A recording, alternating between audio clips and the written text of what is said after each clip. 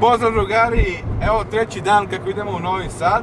Tamo se održava Sajam obrazovanja, u okviru koga se također održava i Tech Gaming Week u Novom Sadu. Pre par godina smo tu gaming manifestaciju priključili ovom sajmu obrazovanja gde deca mogu da dođu da se informišu vezano za upis u srednje škole i fakultete, znači svi srednje škole i fakulteti imaju svoje štandove, tako da dolaze deca ne samo iz Novog Sada nego i iz cele Vojvodine kako bi se informisali i upisali ono što žele.